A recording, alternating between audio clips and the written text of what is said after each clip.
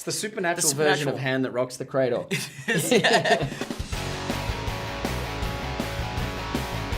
What were some of the challenges in trying to, well, you don't want to recreate the same moments, but what were the challenges in trying to bring that same horror element to a sequel? Well, I think the biggest challenge for James and I in constructing the story and sort of figuring out what story we wanted to tell with this film was we didn't want to do Teen Wolf 2, where it's like, hey, that was the same movie but with Jason Bateman instead of Michael J. Fox. You know, you just repeat the beats and the story of the first film. We didn't want to do that.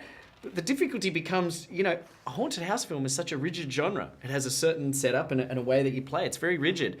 So there was no wiggle room on this film, especially since we had a family who already knew what they were dealing with. So you're coming into the film with this knowledge. I mean, that was tough to figure out. But I think we finally figured it out by going, well, it doesn't have to really be the haunted house genre. Yes. And I think we sort of nudged it into more of a different genre. Yeah, into more of a domestic thriller genre, which with the mystery element. With mystery, to it, yeah. you know? I know it sounds strange, but that's kind of what it smells like. But yet it's one that lives in the world of Insidious. It's the supernatural version of Hand That Rocks the Cradle. Yeah, it's the supernatural. It's funny because Patrick and I, when we were filming on set, we kept referencing Pacific Heights. Yeah. Right, Pacific Heights, and we kept talking about how this is like the ghost version of Pacific Heights to some degree. The stepfather, the ghost father, the ghost that rocks the cradle. Pacific Ghosts. The ghost father that rocks the cradle. Nice. See how we work? See, we just start talking and ideas happen. Riffs. Yeah, So it's this just is what happens riffing. in the screenwriting phase? Absolutely. and Except he's usually being like, shut up, get out, get off set, get out of the room.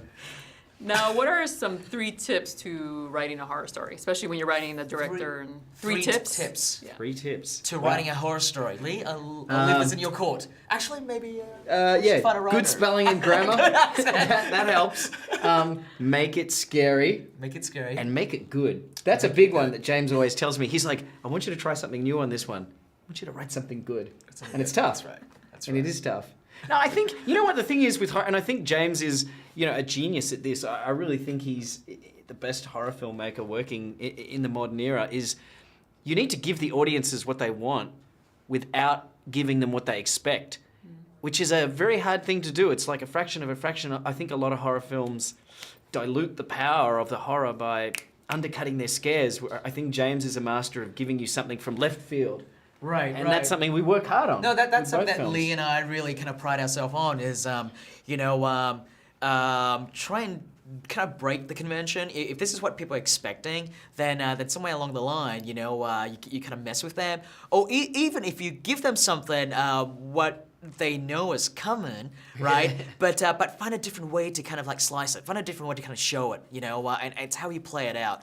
I think it's okay to have a combination of the two. You can have something that's very original, and then you can go back to classic tropes that we have seen and love. And I don't want to throw that out the window. We just want to find different ways to kind of shape it. And if you combine those two properly, from the story to the directing to the film crafting, right? I think that's when an audience really appreciate you for making that effort.